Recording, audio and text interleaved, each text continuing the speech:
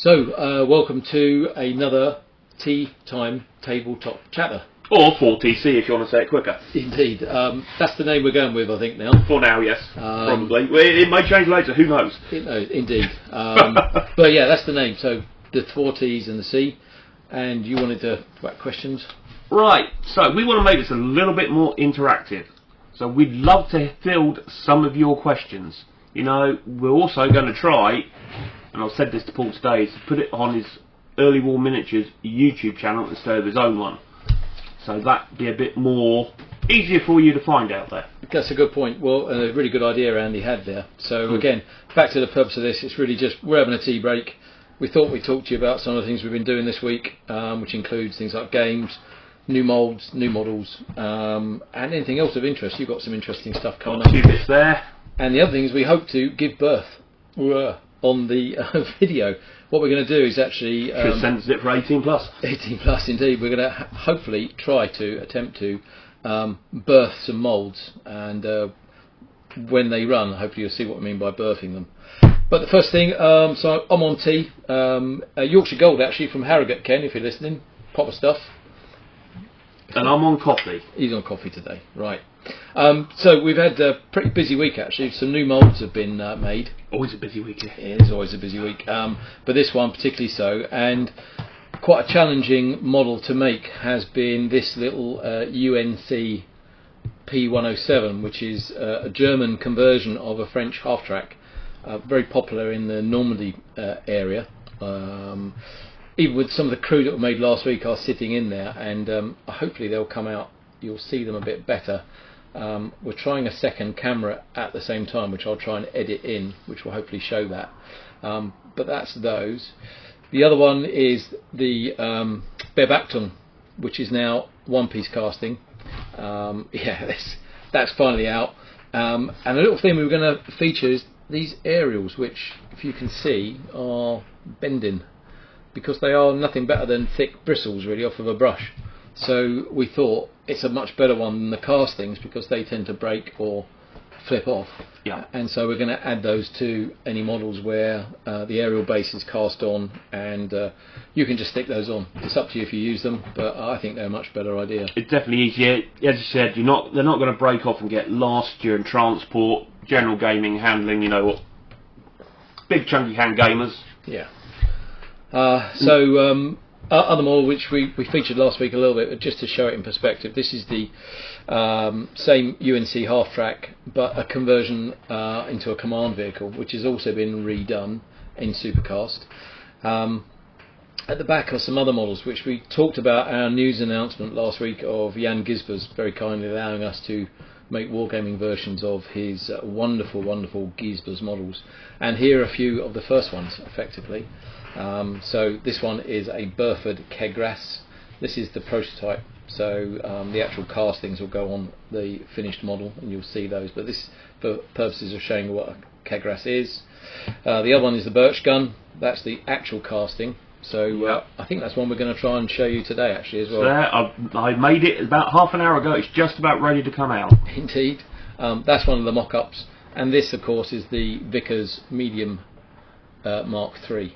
Again, classic interwar vehicles. And Paul really does like his interwar, as you probably noticed from our store. I do, I'm afraid. I know they weren't used in combat as such, but for those who like very British Civil War, it's right up your alley, so to speak. And they're just such interesting vehicles. So very quirky. Yeah, so there's some of the new models we've made, and we'll do a bit of a close-up on some of those for you in a bit. But Andy, you had some really good finds this week, I think. I do like to have a nose through the charity shop, especially ones supporting local charities. I believe these were for the local hospice. So, first up, we have the Blandford In Colour series. Let's get that in on that one. Yeah, that one. Fighters in service from 1960, 50p. Bloody bargain that was. Who can walk away from that? Yeah. You know, I might not need it for anything, but 50p, I'll buy that all day long. Blandfords are just brilliant books. Yes. They really are. That actually is the first one that I've got. So is it? Right. Start my little collection. Fantastic. However, these I do have quite a few of. I know Paul does as well. Yeah. And we do work from them quite a bit sometimes when we're doing research. Images of War, Germans on the Somme. £3. They're normally about £16 brand new. I'll buy that any day of the week. Yeah, quite happily. The pictures in those are just Pictures, fantastic. and I'll just open it, you know, straight away. Yeah, just great. Great. Packed full of pictures. And as War Games, I know we like to save money where we can, so charity shop finds for this means you can spend more money on your figures and your paints. Yeah, they were top finds. When you brought those finds. in, I was so pleased, mate, because they're really, really good. Yeah, really Can't good. walk past a charity or second-hand bookshop without putting your nose in. No, and on the island we are blessed with just a fantastic couple of bookshops. One in particular in Ryde. It's just brilliant. Proper old school. It's about 4 stories in a really tall building, and I'm pretty wide across the shoulders, and some of the shelves I can only just fit through. It is top to bottom stacked with books of everything. Yeah, a good find. Well, I promised you we would try and birth a model for you to see. So I'm hoping that the second camera will pick this up. But this is I think the third cast out of the mould. So as you can see, it's a very difficult shape to actually try and cast, in that you've got a very large recess in here, which is a classic of the German conversion done by Becker, I believe. The units were called Becker conversions, based on a French P107 half-track. So that's what we're going to hopefully show you coming out, and I might have to wrestle with it a little bit, because that's how they are sometimes, but effectively I will try and birth this for you live on air, so to speak. Just so you know, is that I'm not playing midwife here. No. He can do it on his own. I can indeed. So hopefully the camera will capture this happening. Oh, no, a bit more. Bear with me. Such you can see. He says. Yeah, well done. Swiped off. Here we go. So we're now birthing the model, hopefully. Yeah, we don't normally have to do this on camera, so it's normally it's a bit easier when you're not trying to show it to somebody. But I'm trying to do it and show at the same time. Here we go. So there she is, fresh out of the mould. Another good casting. So the bits on the bottom, these are the gates, effectively. These are the entry points into the mould itself. But once they're trimmed off, you can see that's what you'll get, along with the... I have to say, you don't even need to trim those off. They just break off so easily. You don't even need to clean up on those. And we'll also try the birch gun, which is... I didn't know which one you wanted, so I brought more. We brought them both. So so just for your knowledge... Oh, there's a picture went flying across the room. The moulds themselves... from prepping the mould, which there's a bit of work to do in prepping the mould, pouring it, putting it in the pressure pot twice, to then the release point where you actually come to do this bit, is about 45 minutes all in, maybe. Yeah, about that. Okay, so here we go. Here it comes out the mould. Well, that one came out quite differently, but again, hopefully you'll see. Yeah, your headlights come out nice, there's no air bubbles on them. Yeah, so you can put my hand behind, you might see it a bit better. Yeah, there he is.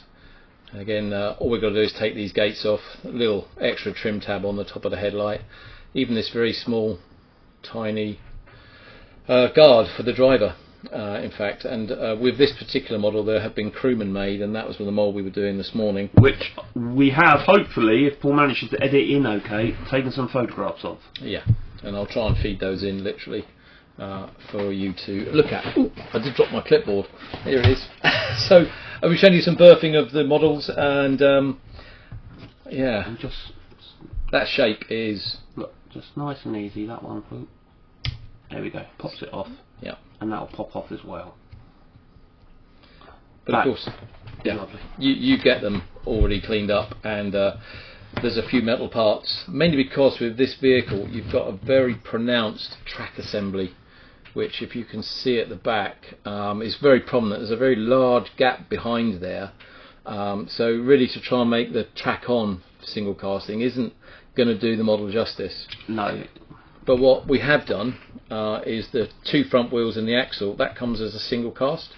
So literally you just glue that in place, glue the 2 tracks on, and drop the 2 driver and the co-driver in alongside, and then with some headlights, and then really whichever option, machine gun, mortar, even one with a Pack 37 will be coming at some point. Possibly an interesting radio one that you found as and well. a radio one, yeah, that's going to take a bit of work, but Yeah, it that looks Gucci.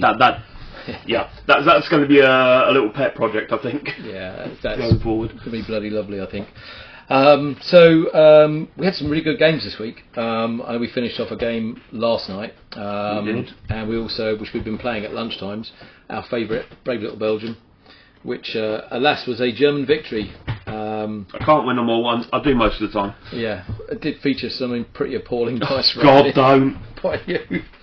But then again, you're at your own back, because then we played White Eagle Defiant, which was the game we played last night, which is the invasion of Poland by the Germans. Now, the outcome's going to be the Germans will win. However, in game terms, they have to do it by a certain timetable.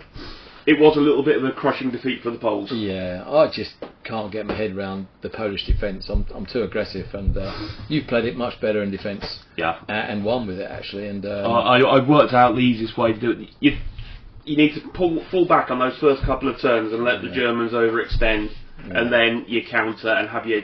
If you say so. Cavalry going around the back, recapturing the cities that you've already taken. So it splits you up even more, and you're easier to... Indeed. I can't really show you these very well on this camera, but I am recording on another camera that way, so I'll try and edit those in so that you can see them. But there's one of the new crewmen. They've come up particularly nice, actually. I can see them getting used for a few other vehicles as well, yeah, pretty much so. It's in shirt sleeves with battle dress trousers and puttees and boots, and then obviously separate heads. So really kind of just finishing off, because tea break's kind of nearly over. Really did want to say, do send us any questions, and we can talk about them when we have our next tea break. We'd love to hear your questions. It can be about what we're doing in our own hobby time. I mean, personally, I've got some artist acrylics last weekend that my missus found, and I've been trying to make oil washes and wash them onto figures to see how they come, because it's seen it on a few YouTube videos myself, and I thought I'd give it a try. So far, not too bad. I just need a little bit more practice with it. Yeah, you've done more painting than me, mate. I haven't done any at all this week. I've done a lot of painting this year. Yeah. So really, that's kind of it, really, because tea break's kind of coming to an end. We want to keep these things below 15 minutes. Obviously, if we get a load of questions, we'll take a little bit more time doing them. Yeah. And the weather outside is bloody awful. Yeah, my t-shirt is wet in a few places. Soaking wet, bringing the tea up. Not good. But there you go. Anyway, hope you enjoy tea time tabletop chatter. 4TC. 4TC. And enjoy your brew. Cheers.